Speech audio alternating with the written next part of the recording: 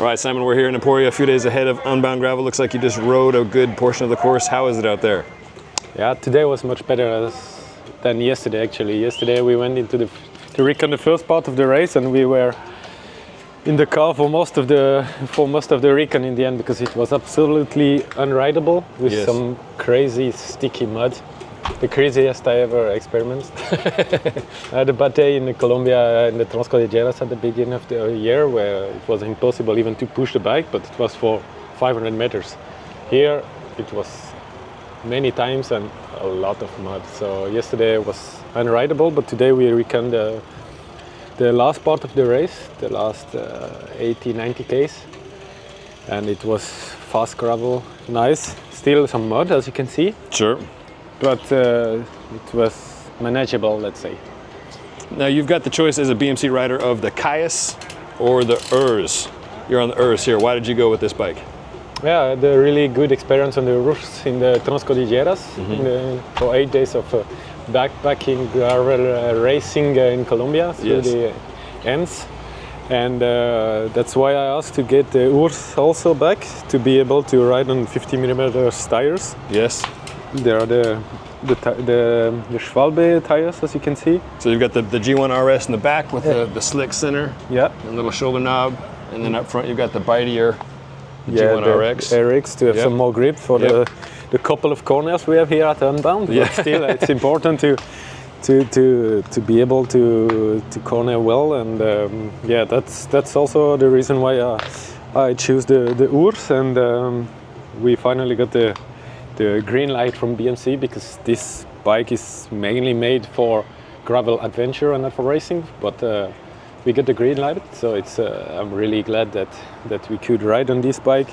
I like it, I really like it, and with these GRX wheels from DT Swiss, it's a really it's a really good mix of stiffness and comfort together, which make that bike for me the best possible bike for Unbound. Yes. Yeah. Sorry to interrupt. No problem. So it's a 50mm front and rear. For now, yes. That's 45 is the most you can get in the Caius. Yeah, 45 is already in the limit. You can see some Caius around there, but they are really in the limit on the 45. And actually, we will see. It's a big challenge for us as a rider. We will see on Saturday morning here every kind of setup, I think, because everybody will take his own decision. That's part of the gravel racing. You take some risk. You're willing to take some risk or less. Yes. And in the end, it will depend if it's keep on raining on the course until Saturday. They give some heavy rain. During the night again. So we will see what's come out, and if the organizer is still happy with the road conditions we have from kilometer 50 on, because it's really unrideable. It's going to be more like a trail running session. An ultra running race. Race. That's what I mean. We will have to run a lot and to walk a lot, and I hope it's not going to be the case. Either if it dries out a little bit, or if we can find a deviation or something. Because as I said, we went there yesterday and it was crazy. It was crazy. You have no chance to ride your bike there. You just have to find a way to go through hell, actually. And you've raced in Europe, you've raced in South America, you raced in North America, and that was the worst conditions you've seen so far, right? Yeah, I raced in 45 countries actually, on the road and the gravel, and that was the worst I ever experienced yesterday. It was not really. It's nothing that you can ride. You can manage to ride.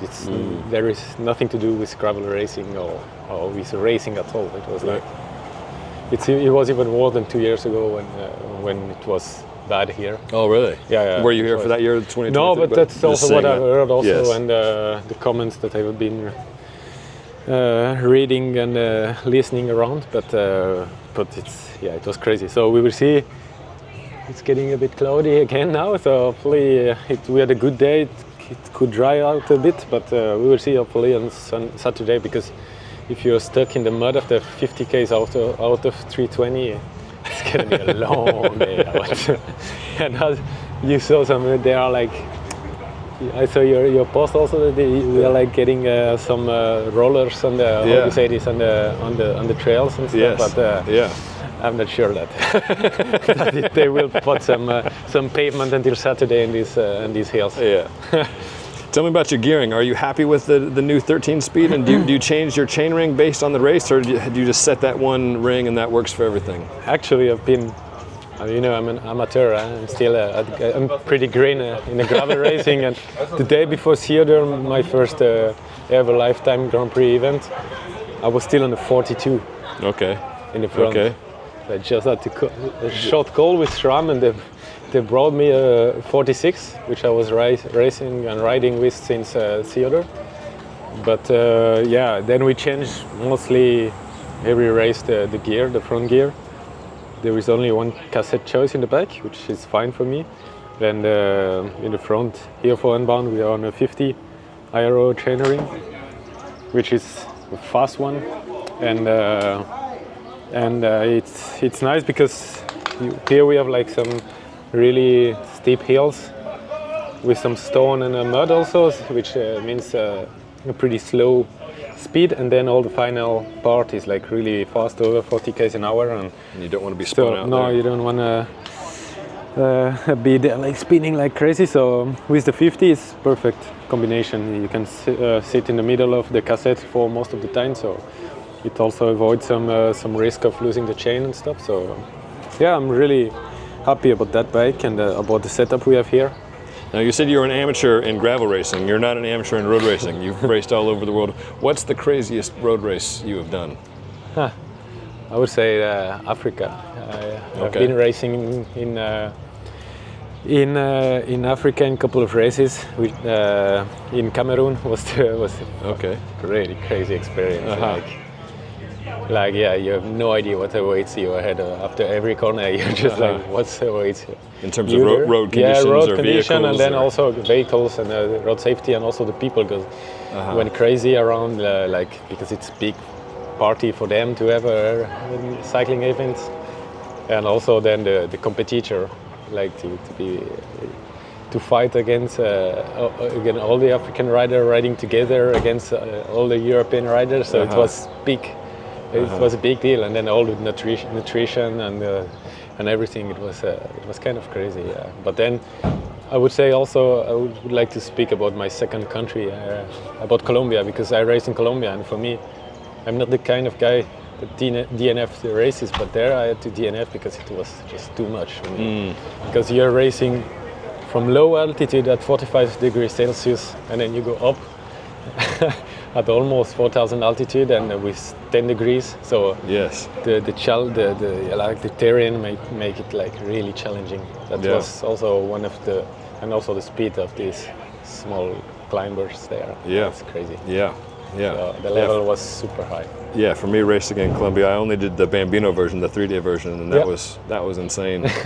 Yeah, but it's beautiful. For me, it's my second country is my home now. Okay. I live there most of the time. I just came back from there straight to Emporia. Okay. I was home for almost 1 month. So I love Colombia, and for me it's my as I said, my earth is there. My wife is Colombian, so it's also nice with being part of the Lifetime Grand Prix this year, and living in Colombia makes it a little bit easier also, avoiding the jet lag. Sure. Also being at altitude, so yes. It's also an advantage for me. So what do you expect from yourself in Unbound this year? What are the hopes and dreams?